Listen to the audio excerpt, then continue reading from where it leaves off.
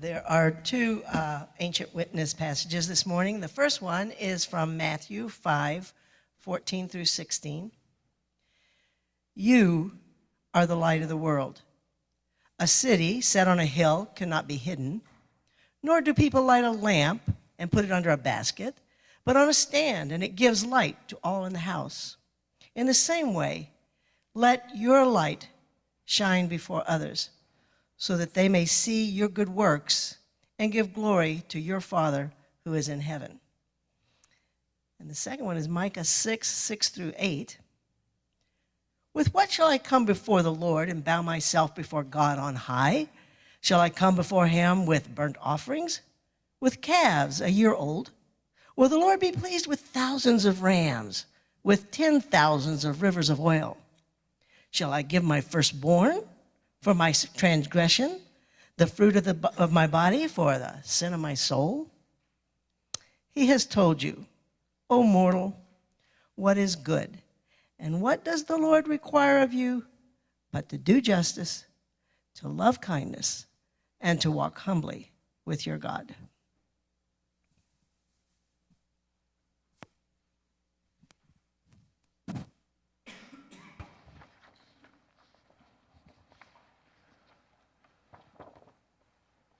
I'm going to start out with a question. And you see the title of the sermon, which I couldn't remember yesterday when I was asked, Coming Home to What is Beautiful and True. I want you to tell me about something that is beautiful. Just say something. What is beautiful? One thing. Flowers. Flowers?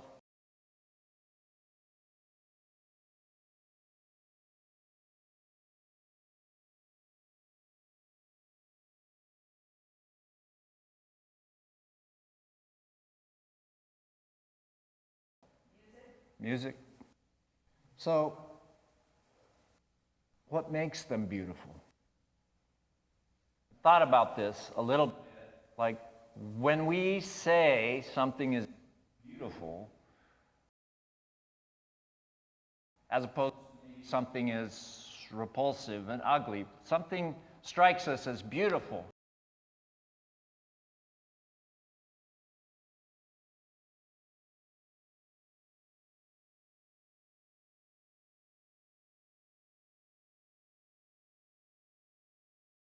Your heart. We saw the heart as. So there is, when we say the heart, we're talking about something spiritual in us.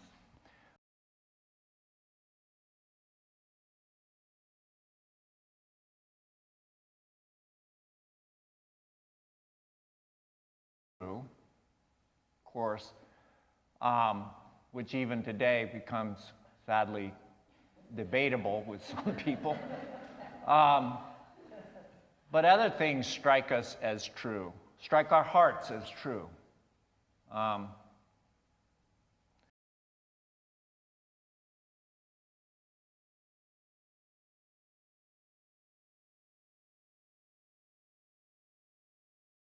That strikes us probably as true.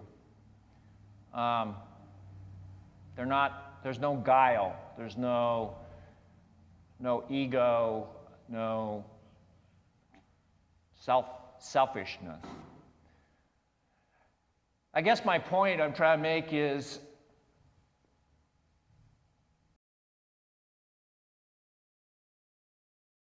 are essentially touching on something that is of God.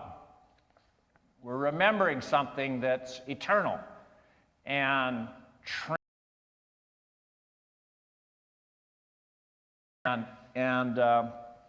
I would say that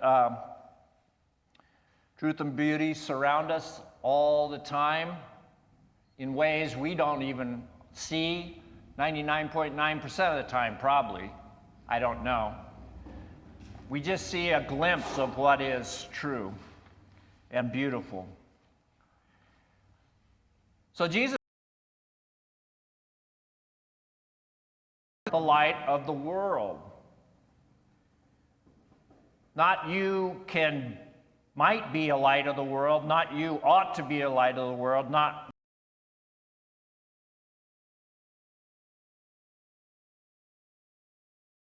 the light of the world. You bear some truth and beauty into the world just by who you are.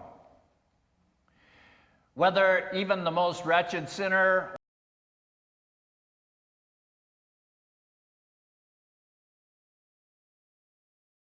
deep within us, we carry the light of the world. It's part of the imago Dei, as they say, the image of God that we bear within ourselves. It seems to me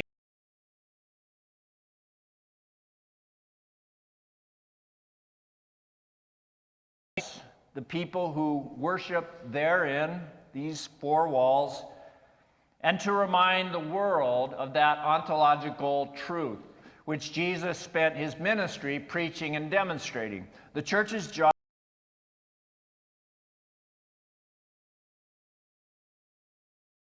we're launching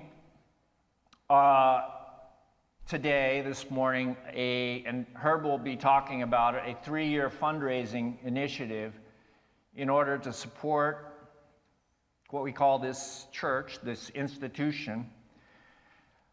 And so that was what I wrestled with. Well, I could talk about biblical understanding of the tithe, or I could talk about first fruits givings, or I could talk about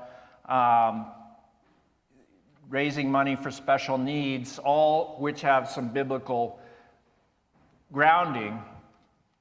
But I thought it was more important to talk about why. Why support the church? What's our point? And then I got the question that has been asked by some people, did Jesus even mean to establish an institution? That's a good question. It may be debatable. We can say this. There's a funny story about Jesus in Matthew 17. It says about Jesus paying a tax to the temple. And it says, after Jesus and his disciples arrived in Capernaum, the collectors of the 2 drachma temple tax came to Peter and asked, does your teacher pay the temple tax? He replied, yes, he does. When Peter came into the house, Jesus was first to speak. What do you think, Simon? From whom do the kings of the earth collect duty and taxes? From their own children or from others? From others, Peter answered. Then the children are exempt, Jesus said to him.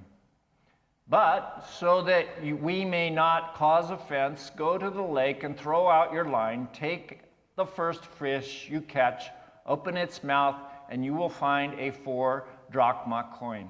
Take it and give it to them for my tax and yours. What an odd story. I honestly don't know what to make of it, other than Jesus paid his temple tax. We know that he attributed to Peter, he said, upon you I call my church, the ecclesia, the gathered community. Jesus was a member of the synagogue community, we know that. Luke 4:14-30 is a story where he preached in his hometown from the book of Isaiah, and it made quite an impression. He was run out of town. But he was a member of the synagogue. And Jesus so loved the temple, it says that when he was 12, he was at the temple in Jerusalem learning from the rabbis and asking, beautiful and meaningful questions. And later, his love for that temple was so great that he couldn't stand to see what it had become. The famous turning of the tables and chasing out the money exchangers at the temple square, saying, my house is to be a house of prayer, but you've made it a den of thieves. So I point these out to just say clearly Jesus has many interactions, good and bad, with the religious institutions of his culture. Jesus wasn't anti-institution, but I would say he was pro-good institutions as they were designed to be. Just as he says, my house, The Lord's house is to be a house of prayer. You see, we humans, we seem to need our institutions with their buildings and their staff. It's a part of how we function as people who live in community. And when done right, religious institutions act, I'd say, as a vessel or a container in which the message, the stories, the values, the teachings of the faith are contained and transmitted to those who identify to that institution. These are places, ideally, where people gather to honor what is holy, true, and beautiful. These are places, these institutions, these buildings, where people read, study, debate important matters of the Spirit. These are places, ideally, where rituals and symbols point us toward the divine and remind us of everything that is sacred and eternal. These are places, ideally, where we align ourselves with the three fundamental virtues called out by the prophet Micah: to seek justice, love kindness, and to walk in humility. Now, Micah, the prophet, like Jesus, had a lover's quarrel with the institution of his day, the temple. The prophet Micah is writing sometime between 750 BC and 686. He, like the prophets Isaiah and Amos, his contemporaries, lived in insecure and uncertain times, and yet, ironically, also a long period of prosperity, too. The rich were richer and the poor were poorer. The rulers were becoming corrupt. The people were adopting the ways of other gods, and the poor and widows were being neglected. And the temple, the vessel that is at the heart of the religion, seems to be co-opted and inept, and is no longer, in Micah's eyes, a repository of what is holy, beautiful, and true. It exists for itself, and whenever institutions start to exist for themselves, and that's always a danger, not just of religious institutions, but of others, and forget the mission for which they were designed, they no longer serve to be life-giving and human-enhancing. And this is the problem. This is when the institution no longer grows people into salt and light. This is when the institution needs to either be reinvented, revitalized, or it collapses under its own weight. And seeing the sorry state of the people's religious practices, Micah brings what is essential to authentic faith down to the most beautiful of terms. Three simple words: justice, kindness, and humility. Everything that true worship expresses and moves us toward hinges upon how well it does at helping people live out these three divine qualities. And this is why I think we support the church, because it reflects the values, or needs to reflect, and if it doesn't, it does not need to be supported. It needs to reflect the values of God and God's love for the world. So whether we seek to reflect it through the words of Micah, justice, kindness, and humility, or remember the two words I started out with, truth and beauty, or whether we see it through the words of Jesus, who reminds us we carry the light of God within and are to shine God's nurturing light to others. These are the reasons why we should support the church. Because it should make us feel lighter in a world too often pushed down on people as heavy. We need a church that is salt and light to the world, because I don't think it's just me that with this sense of heaviness of our earthly existence. There's our personal struggles. Some are emotional or mental, feelings of loneliness, the lack of worthiness, or search of meaning and hope, or just the pressures of making a living and paying the bills. There's the heaviness of our physicality, our failing health. There's the heaviness of social systems under which we live, the capitalism we live under, the governmental dysfunctions, multinational corporate power, materialism, poverty, incessant polarization, amplified by the media. And there is this existential weight we carry of the rising awareness that the ecosystems that sustain us are collapsing under our feet, and how will we be able to turn it around? With all this and more, I think the church has its place today, where we can come and find good company, we can find shelter, we can be reminded that heaviness of the world isn't the way things are to be. We're not destined to this. We can make a difference together. We matter. God is not defeated. And we are connected to what is eternal, true, and beautiful. And we can be a place where we do not need to feel alone. We can be the ecclesia, the gathered ones who have been called out, the place where anyone seeking God and belonging can come and feel at home. As long as the church is a place where, as we say, good news, the gospel, is preached and lived, as long as the church is a place where people can come and find shelter, welcome, acceptance to everyone from the harsh storm of life and the connection, and connect to things in meaningful ways, as long as it's a place to be authentic and humanly imperfect with one another, as long as it's a place of healing and not hurting, the church, the body of Christ, this body, needs to exist.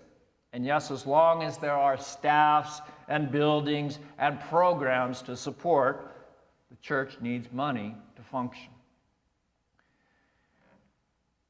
But most importantly, the church, irregardless of finances, is the people. It is the people. We are the church. This church, CCUCC, as I understand it, is 125 years old, something like that, right? It's been around for a while. As long as this city, mostly. But it won't be here forever, because no particular church lasts forever. None of the churches Paul established exist today. But this church's time is not over. I do not believe. There is still much needed work for this body to do. Progressively minded, open and welcoming churches are the churches of the future. And we're slowly growing. Almost every Sunday I see at least one new face showing up. Some are younger even, and some return. And that's exciting. You don't need too many of those to get pretty jazzed. But regardless of how a church is maintained or staffed, any religious institution should never forget the one vital truth. It exists not for itself, but for the mission to which God has called it. The church is the people and the world to which it is called to serve. And this is why Jesus reminded us to be the community that is called to reflect this great truth to ourselves and to others. You are the light of the world, a reflection of God and of Christ, who claims you as beloved and beautiful. So let's keep this idea in mind when we think about these next few months for this giving campaign. I know it's going to be a stretch, but it's one that will keep this church going and continue to be salt and light to the world.